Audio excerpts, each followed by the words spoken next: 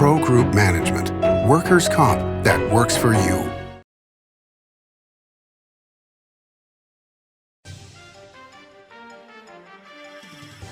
Welcome to Nevada Newsmakers. On the broadcast today, it's an all-Pundits show with Helen Foley, Randi Thompson, and Mike Draper. It's all coming up next on an all-new Nevada Newsmakers. Located in the heart of Carson City, the Bank Saloon, a historic watering hole with a modern feel. With a variety of classic cocktails, featuring Nevada spirits, space for private events, conferences, and an incredible atmosphere. The Bank Saloon offers a great location to work and play. Come visit us. Located at the corner of 5th and Carson. We'll save you a drink. Serving Our Kids Foundation's mission is to serve homeless, at-risk, and food insecure children in grades K through 8 throughout Southern Nevada. During the pandemic, Serving Our Kids has seen a 42% increase in the number of children served, providing more than 4,500 meals to kids in over 100 schools weekly. Serving Our Kids is powered by community support and volunteers. To learn how you can help, visit servingourkids.org. What do you count on? You count on your power every day. At NV Energy, we've always powered what's important to you, but we're not looking at the past. We're focused on the future. While our standards are high, our rates will remain low. And our commitment to renewables isn't just meeting standards, but leading the way. Because you can count on more than just your power. You can count on the company who brings it to you. That's our promise. You can count on it. When in Carson City, Nevada Newsmakers records in the conference room at the Bank Saloon. Coverage of the 2021 Nevada legislative session is brought to you by Pro Group Management, workers' comp that works for you. Ahern Rentals is ready for your next project. Liberty Dental Plan, making members shine one smile at a time. And Southwest Specialties, creative, distinctive, beautiful. This is Nevada Newsmakers with host Sam Shad, a no-holds-barred political forum. Now, from the Nevada Newsmakers broadcast headquarters, here is Sam Shad. And back on Nevada Newsmakers, we have an all-pundit program going with a great lineup. Helen Foley is here, president of Foley Public Affairs and a former state senator. Randi Thompson is here, Nevada State Director of the National Federation of Independent Business. And Mike Draper lobbies for Argentum Partners and is one of the partners. Pleasure to have you all here. Good morning. So, Helen, good morning. It's now 2 days as we're airing this program since the Reno Gazette-Journal dropped a story by Anjanette Damon, and the headline of the story is Blockchain's CEO and wife face sexual harassment lawsuit from former Lake Tahoe area nanny. Now this is an accusation, it's an allegation, it is not a closed case. But how do you think that this is going to affect things at the legislature as regards the innovation zones, which is basically being promoted by the CEO of Blockchains? Well, it's quite a soap opera. You know, there are these stories that are coming out about innovation zones and how legislators feel about it. And then now this comes forward. We're all looking and watching and seeing what will happen. You know, I've taken a look at what legislators think of it. And I think one of the biggest problems is that it's very hard to understand what it's all about. What is blockchain? What is Bitcoin? What is the new type of technology, and how will it work? I think there's a lot of uncertainty about that. And so I don't know what's going to happen. I hope that it has time in the legislature to have a thorough hearing and understand more, because it's all very vague at this point. And that's a fascinating comment, especially as Blockchains has spent a fortune on television advertising and online advertising. And lobbyists. And lobbyists to promote the innovation zones. And a lot of contributions to various entities, including the governor, the governor's PAC, the State Democratic Party.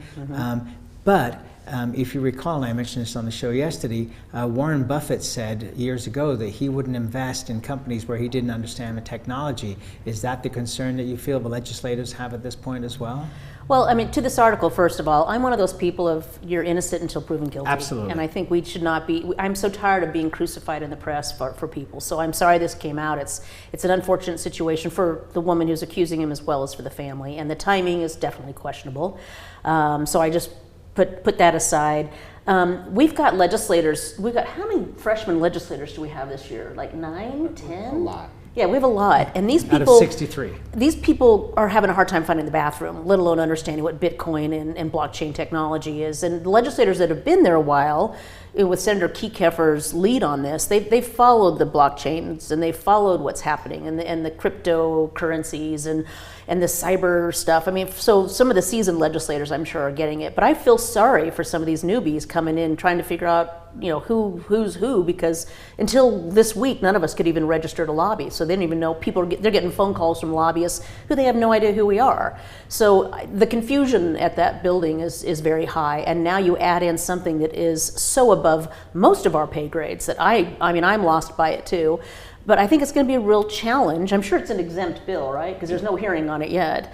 And it'll be an interesting hearing. I'll put it that. I look forward to the hearing. Okay, so Mike, you're a public relations expert. You have been for many, many years. Is this a crisis management situation at this point? I think it is because of what Randi and Helen just said. The challenge is going to be keeping the focus on a bill that needs to be fully vetted, on an idea that should be fully explored.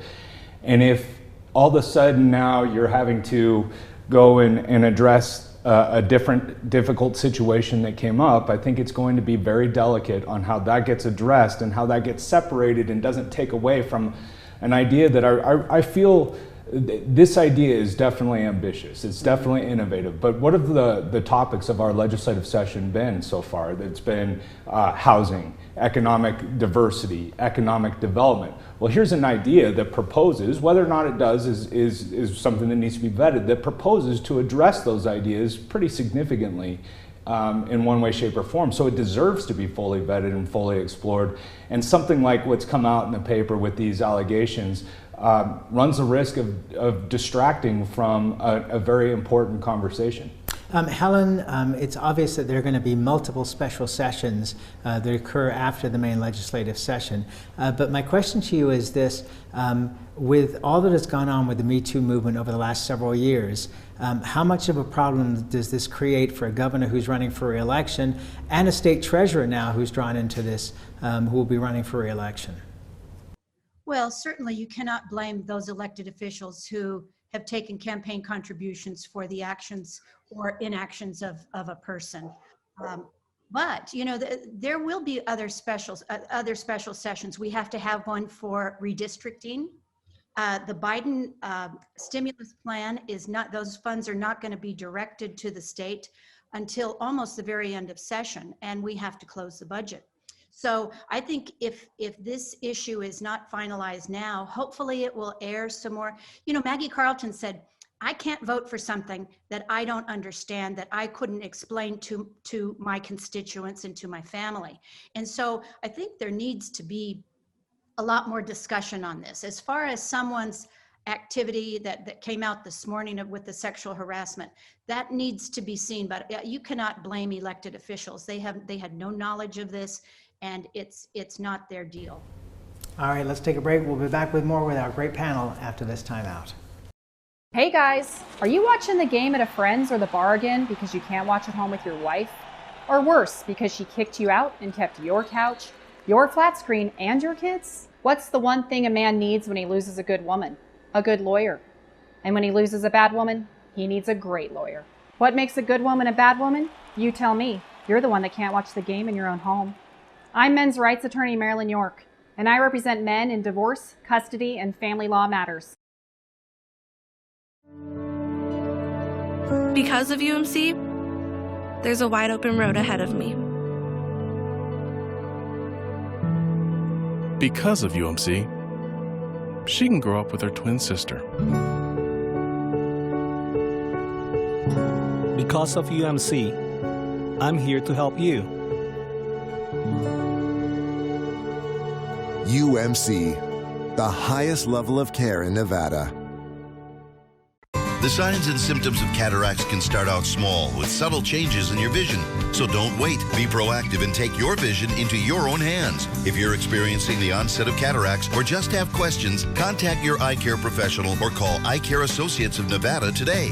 Dr. Hiss has years of experience specializing in the surgical correction of eye disorders and has completed over 84,000 vision correcting procedures. At Eye Care Associates of Nevada, we'll change the way you look at the world.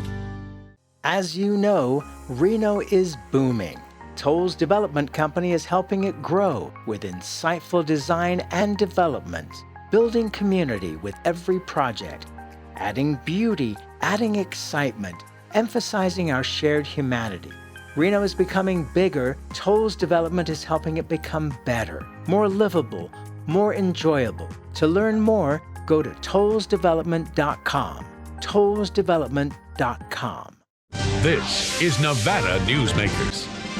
And back on Nevada Newsmakers, we have a great Power Pundit panel going with Helen Foley, Randi Thompson, and Mike Draper. Randi, you brought up an interesting point during the break here, and I wanted to raise it on the program, which is, why can this not all be done within the confines of Story County versus having its own government? And to be honest with you, that is personally my only objection to this is I think it's a terrific idea. I think we should have all great ideas come from Nevada and spread worldwide, TRI being a fabulous example of that. Yeah.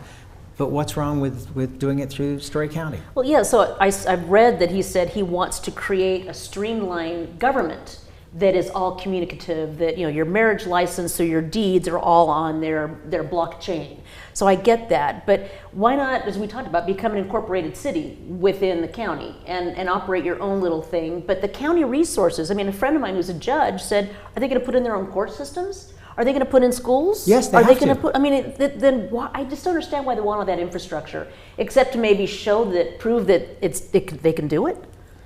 I think, Randi, I think that's a question that really needs to be vetted. I think, and I have had conversations with blockchains on this, I think from their perspective is that while they could do this in Story County to a degree, Story County, as you know, particularly in Nevada and rural Nevada, we pride ourselves on our way of life. And we have an established quality of life and we have an established way of doing things. I think that from blockchain's perspective is that by coming in there and putting 4,000 or 5,000 homes, they dramatically change the political dynamic in that county, right? So even in an incorporated city, they dramatically change the political dynamic. Realistically, is the county in a position where they're ready to accept that and embrace that? And I think that's why that's their perspective of why they're doing this, in addition to the freedom to build this blockchain that none of us understand, this blockchain, I call it Star Trek. Economy. When you think of the cities in Star Trek, that's what I'm thinking. You're exactly right. Okay, so Helen, just to make this clear, the way that I've explained this is, because we all have cell phones, we have no idea how they work, but we use them all the time. To me, blockchain technology is a sophisticated form of accounting. And so I think if you just lay it out like that, you don't have to understand how the technology works to make it work. But one other question I wanted to throw in here to this discussion is the loss down the road of tax revenue to Story County, because if this city takes off, then that revenue, even though a small portion of it may go back to Story County for a while, the large revenue will stay with that city. Well, the reason why TRI is there is because Story County stepped up to the plate and fast-tracked everything. That's why Tesla came, because they didn't have the obstacles they would have found so many other states and so many other counties. And so you got to hand it to Story County for being there and allowing all of this to happen. Can they handle the huge growth of residential? I hope so. We need a lot more residential in Northern Nevada. Your prices on homes have skyrocketed. The availability is nil.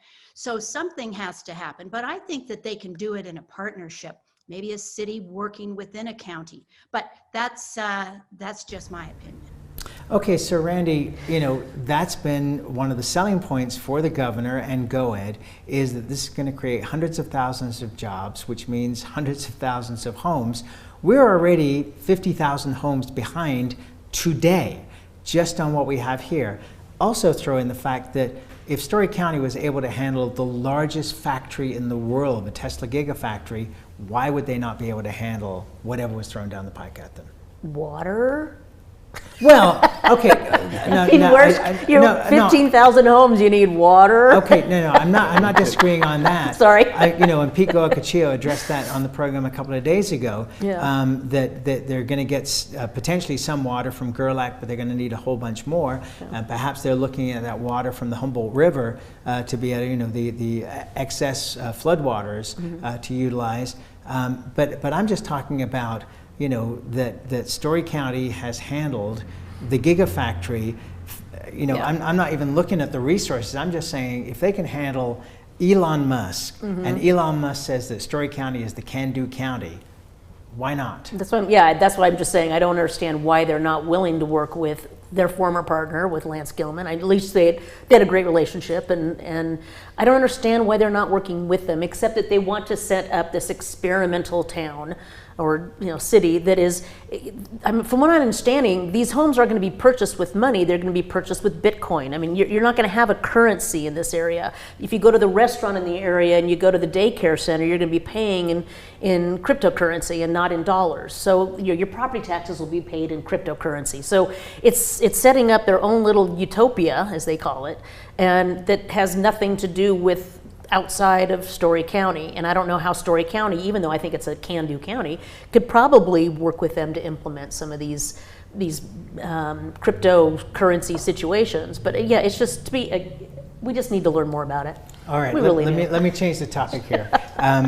So we've got hearings now on the bill about getting rid of natural gas, and it seems like Assemblywoman Cohen is backing off of this a little bit. In terms of natural gas having to go away. But it just seems like the powers that are aligned against this bill are huge. What are your thoughts on its likelihood of survival? Well, the likelihood of survival, I think in its current form, it's probably slim. I think the fact that it's forced a conversation will have the effect of creating a long-term, more collaborative effort for several of these organizations, as well as the legislatures, to address these issues. Okay, so hang on. So you're talking about, let's start out with Southwest Gas, NV Energy, builders. The list goes on. Groups from the unions, groups from chambers, all sides coming together. And I think it's because it's such an abrupt and dramatic shift, right? It's something that we haven't planned for. It's something that we haven't worked for. And the unintended consequences of something like that, there is no question. Prices will go up for Nevadans particularly in the short term, and usually those the biggest consequences will be on Nevadans that can least afford them. If I can afford electric utilities, I'm going to go get electric utilities or electric appliances. But certainly those people that can't aren't going to, and therefore their costs of living are going to go way up in the short term. But I do think that it would be silly for any of these groups to not look at where the legislature desires to go in the future and to start to put together a plan for how that's going to be addressed in the long term, to where the impact on Nevadans isn't nearly as significant and the benefit is far greater. We're not there yet, and I think that's why this bill is going to have a hard time surviving. Helen, it was interesting, as surprised and shocked as I was about this whole getting rid of gas situation was, last weekend in reading the New York Times, there was a major piece on Shell Oil writing down a lot of their gas reserves because of the direction that the country is taking with potentially getting rid of natural gas or using a lot less of it. But it seems to me the cost just to the homeowner that you would have to trade out all of your appliances if you have gas at your house, your hot water heater, your furnace, your stove. I mean, that cost alone would be unbelievably significant. Well, there are very few bills at the legislature that affect everyone so dramatically. In Southern Nevada, we are not allowed to have wood-burning fireplaces. We have to use gas. That's what we do. And if you ever seen an electric fireplace, they're pretty tacky. Maybe they could figure out how to make them, a little more desirable. But anyone who cooks, who is a chef in their home, you tell them that you're going to have to rip away their gas stoves. Those are fighting words. What about barbecues in the backyard? I mean, we use all of these things. But I'll tell you one thing with the legislative process that really ticked me off yesterday. We had an hour and a half with the proponents, and they fully vetted things. And then we had the president of the power company, the president of the gas company, and they were given 2 minutes and they were cut off. And, you know, I mean, what kind of process is that? I know that because of this virtual reality that we have with the legislature right now, it hasn't been fair, and they really need to rethink this, because as you're listening to the testimony, you think, boy, this is a real win for NV Energy, you know, and then the president of NV Energy gets up there in opposition. So, you know, there's a lot more discussion. You know, Leslie Cohen said, this is inevitable, and maybe it will be, but I remember when the metric system was going to be inevitable also during the Reagan administration. Everybody better just forget about inches and miles. We're going metric. Well, you know, the Regional Transportation Commission of Southern Nevada, all of their buses run on natural gas, and they invested millions of dollars in order to do that, to make our world cleaner. And now it's all thrown out. I think we need to slow down a little bit and rethink this. Okay, and just one last comment here to Randy, which is, you know, what's going to happen with the investment already made in gas-fired power plants that Senator Reid pushed so hard to get NV Energy away from coal for generating electricity and to renewables and natural gas. And then if somebody wants to have a new natural gas plant, what will be the lifespan of that, and therefore what will be the cost for the public? Well, I think, so the challenge is Nevada and the nation wants to get to carbon net free by 2050. So let's do some studies on how we can get there. The fact that we don't regulate gases in homes, which is, believe me, Helen, my husband would fight tooth and nail to keep his gas stove. Me too. So yes, I would say, I mean, if you're a chef, you want your gas stove. I can't see a Chinese restaurant that needs really hot woks to go natural, to go electric. But we have incredible infrastructure, and we've got to regulate. We've got to look at natural gas as probably one of the more friendly fossil fuels. But let's look at getting rid of the coals and the other dirtier stuff to protect and allow for the use of natural gas. There's got to be a way to blend it in and maybe reduce its use, but to take it out of residential homes, and it's just, the infrastructure is just not. It's not able to absorb that kind of a shift. It really isn't. We'll take a break and we'll be right back. Tamarack Casino is giving away 2 Mercedes-Benz during the $125,000 Benz or cash giveaways. Plus, players get 5 times points on video reels every Friday. Win 2 Mercedes-Benz now through May at Tamarack Casino. Located in the heart of Carson City, the Bank Saloon, a historic watering hole with a modern feel. With a variety of classic cocktails, featuring Nevada spirits, space for private events, conferences, and an incredible atmosphere. The Bank Saloon offers a great location to work and play. Come visit us. Located at the corner of 5th and Carson. We'll save you a drink.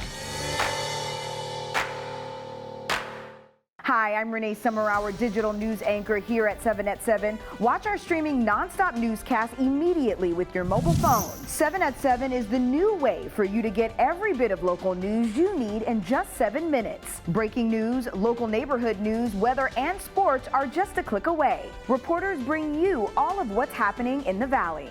From Roku, Amazon Fire, Apple TV, YouTube, and more. Get every bit of local news you need from the RJ and LVRJ.com.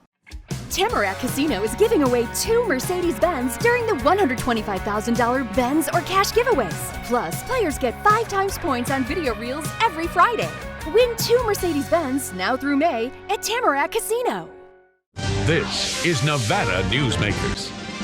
And back on Nevada Newsmakers, we continue our conversation with Helen Foley, Randi Thompson, and Mike Draper. Helen, it appears at this point in time that the U.S. Senate race for Nevada is going to be Catherine Cortez Masto, and it appears that Adam Laxalt would be the Republican candidate. how do you feel about that? Bring it on. Bring it on. I think Catherine's doing a tremendous job, and that race should be very fun. Randy, it was interesting. Pete Goicoechea off the air said to me that he thought that Catherine was doing a good job in rural Nevada, which was interesting. So I have reached out and had a couple of Zoom meetings with her with various clients, and she has been open to listening to us, especially small business concerns. I think she's got to vote with the majority, but I think she and Senator Rosen are both really kind of taking that middle approach and they're being very reasonable Democrats. They Do you really think are. Adam Laxalt is the candidate on the Republicans? I'm surprised. I thought with John Lee switching to Republican that he might face her. So, yeah. Mike Draper?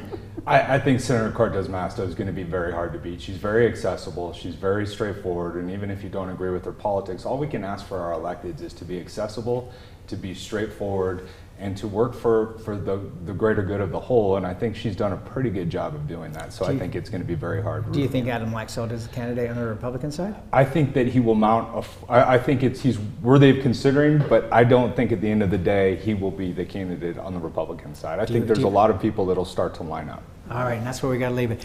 Thank you for a great show. You guys were terrific. Really appreciate it, and we'll be right back. Brian Culpa Photography was born in the rolling hills of Massachusetts, and now he can help you experience the stunning beauty of Nevada in a whole new way through the power of flight. Flying has always been a passion for Brian, and at Brian Culpa Photography, he can make your imagination soar. Brian has the creative mind and tools to tell your unique story. Experience the bird's eye view at brianculpaphotography.com.